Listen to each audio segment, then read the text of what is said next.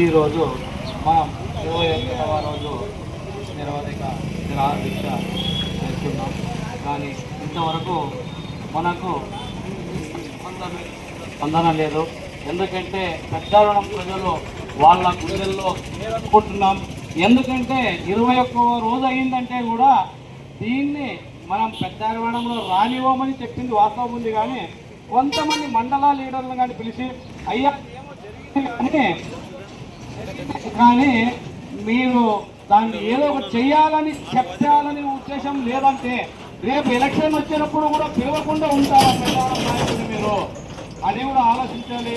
ఎందుకంటే మీ స్వార్థం కోసం చేసినా కూడా ఒక్క ప్రజలు చేస్తున్నారన్న ఉద్యమాన్ని మీరు గుర్తించలేకపోతున్నారంటే అది మాకు చాలా బాధ కలిగే విషయము. ఎందుకంటే మీరు ఇంతమంది ఉంటే మన నాయకుల్ని మండల సాధన కమిటీ ఉన్న సభ్యులను పిలిచి అయ్యా జరిగింది మళ్ళీ ఏమైనా చేద్దామా ఏం చేద్దామా అయ్యింది అని పిలిచి కూడా కొంతవరకు సమాధానం ఇవ్వలేరంటే రేపు భవిష్యత్తులో మీరు మమ్మల్ని పిలవరా? అది కూడా ఆలోచన చేయాలి కదా. రేపు టైం పడినప్పుడు పిలుస్తారంటే కదా అప్పుడు మనుషులు మళ్ళీ వస్తారా? పెద్దలు ప్రజలను ఆలోచించి పిలవండి అంటున్నాం. కానీ నాయకులు ఆలోచించి పిలవని చెప్పలేదే మేము. ఎందుకంటే పెద్దలంలో చేసింది నాయకులు రోజు కూర్చోరు, కానీ ప్రజలు కొన్ని సంఘాలు అన్నీ ఒక రకంగా అందరూ కలిసి చేస్తున్నాం. ఈరోజు మనం 4 మండలాన్ని తెచ్చింది అసెంబ్లీలో మాట్లాడి ఇడిసిన దానికి మేము ఆయన్ని వెనకబడి ఆయన లేకుండా కూడా కొన్నిసార్లు విజయవాడకు పోయి తెచ్చుకున్న దాన్ని కట్ చేసినప్పుడు మన ఎమ్మెల్యే పార్థసారథి కూడా ఈరోజు ఏం చెప్తాడు దానికి అనేది కూడా మేము వినాలా. ఆయన దగ్గర కూడా పోతాం. ఆయన నిరాహార దీక్షకు అమర నిరాహార దీక్ష చెప్పినాడు.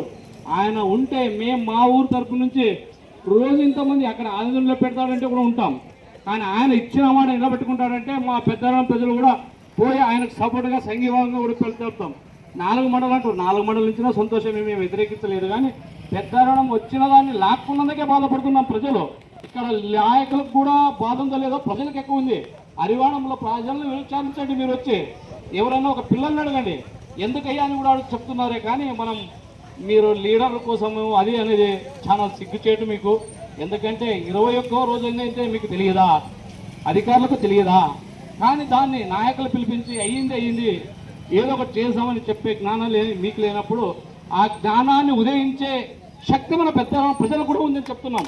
ఎందుకంటే మీరు టైం ఉండి ఇప్పుడు మీరు ఉన్నారు, మా వంతు వచ్చినప్పుడు మేము కూడా చెప్తాం అని చెప్తూ ఈ 2 మాటలు ఇచ్చిన వాళ్ళకి